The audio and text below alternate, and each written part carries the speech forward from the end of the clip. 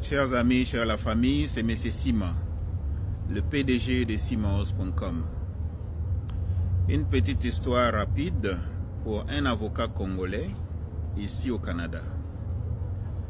Un avocat congolais ici au Canada charge un demandeur d'asile congolais 5 000 $ pour lui représenter, pour lui accompagner aussi.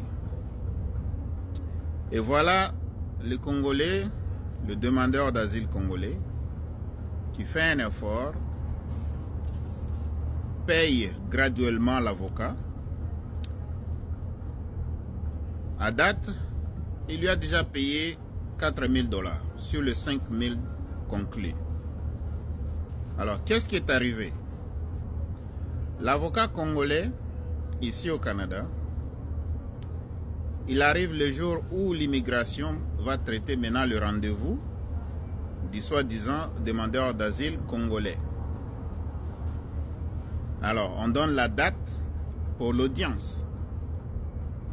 Une fois la date est donnée pour l'audience, bon, en passant, je suis au centre-ville, hein, donc je prends une pause.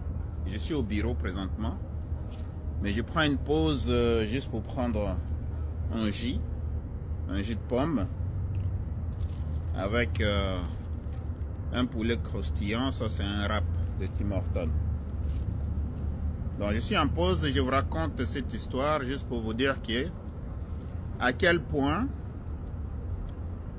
l'ennemi du Congolais, c'est un Congolais.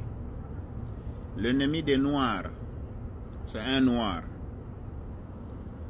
On va arrêter de blâmer les Blancs pour nos malheurs.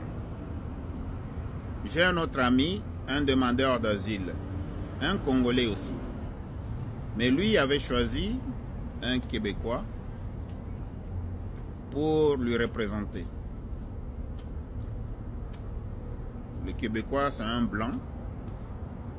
Lui a demandé seulement 2 600 $ pour lui représenter. 2 600 $. Maintenant, il arrive la date de l'audience.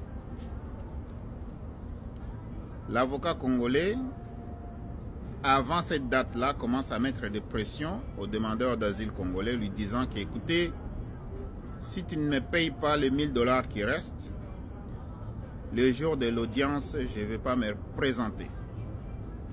Le demandeur d'asile lui dit, écoutez, messieurs, quand même, je vous ai quand même payé jusqu'à 4 000 $. Je vais avoir mon argent bientôt, je vais vous payer. Mais à la date de l'audience, je n'ai pas vraiment cet argent-là, mais je vais recevoir l'argent bientôt. Aide-moi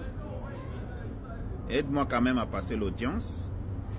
Et une fois que j'ai l'argent, je vais vraiment payer parce que j'ai payé 4 000 $ jusqu'à date. Vous pouvez me faire confiance.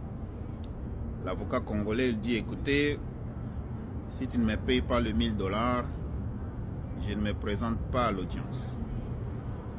Le demandeur d'asile ne sait même pas comment se présenter, comment même se connecter, tout ça. Parce qu'il fallait que ça soit sur vidéoconférence, l'audience. Le jour, Dieu ne dort pas. Hein? Dieu ne dort pas, mes chers amis. Si Dieu a déjà dit que ce qui est pour toi, c'est pour toi, il n'y a personne sur cette planète qui peut t'enlever ça. Je répète.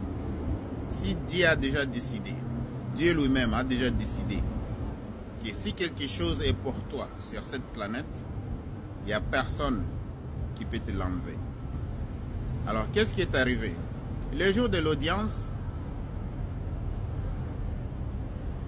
le demandeur d'asile se présente en vidéoconférence et il ne se présente même pas. Correction.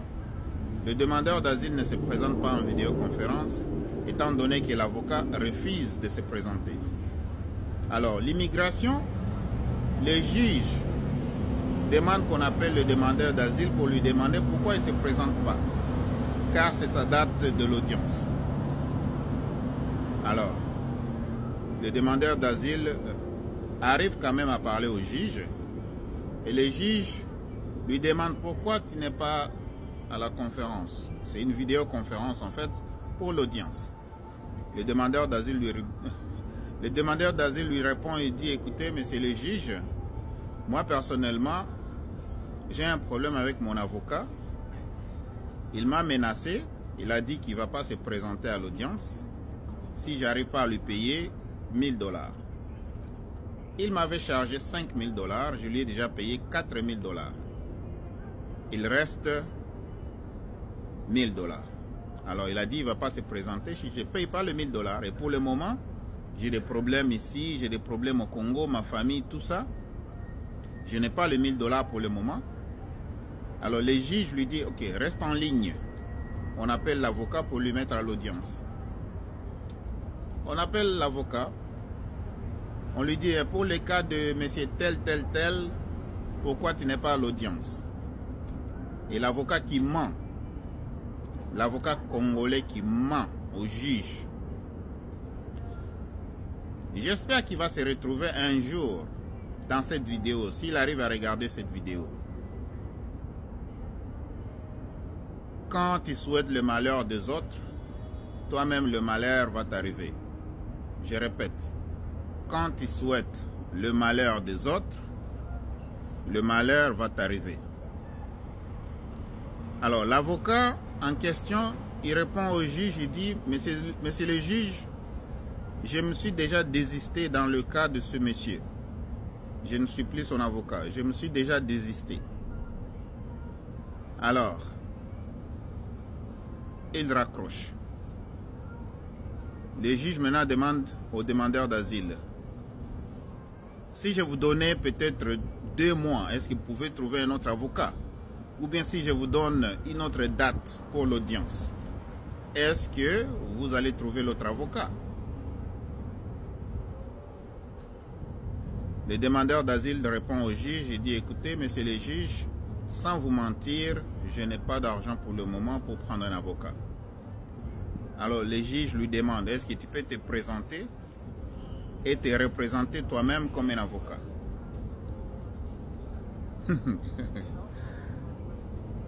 Dieu est grand. Mes chers amis, Dieu est grand. Le demandeur d'asile dit, écoutez, je vais me présenter moi-même. On lui donne une autre date de l'audience. Il se présente. Le demandeur en question, le demandeur d'asile, arrive à l'audience. C'est une vidéoconférence. On lui pose quelques questions, il répond. On lui demande des questions dont je ne veux pas parler ici. Il répond aux questions. Et puis, le juge a eu pitié. Le juge a eu pitié du demandeur d'asile. Et il lui a dit, bon monsieur, j'ai bien écouté ton cas. Tu as bien répondu. Alors, on va t'envoyer une lettre d'acceptation. On t'accepte au Canada comme un demandeur d'asile officiel. Parce qu'il y a des demandeurs d'asile qui sont là, qui n'ont jamais passé les audiences. Ils ne sont pas encore officiellement des demandeurs d'asile. Ils sont là et voilà, ils ont présenté, ils attendent l'audience. Alors, pour notre demandeur d'asile congolais, Dieu merci, après quelques semaines, il a reçu sa lettre de confirmation et d'acceptation. Le Canada lui a accepté comme un demandeur d'asile au Canada, lui donnant la chance vraiment de procéder aussi un jour avec la demande de résidence permanente. La leçon ici, c'est quoi? Le demandeur d'asile, Dieu lui a fait faveur. Malgré l'avocat qui a voulu nuire à son destin. Alors, un avocat congolais, ici au Canada, tu sais déjà que la vie est dure. La vie est dure pour les demandeurs d'asile. La vie est dure pour les sans-papiers. Tu le sais déjà. Et avec ton mauvais cœur, tu veux rendre encore très très difficile la vie d'un demandeur d'asile.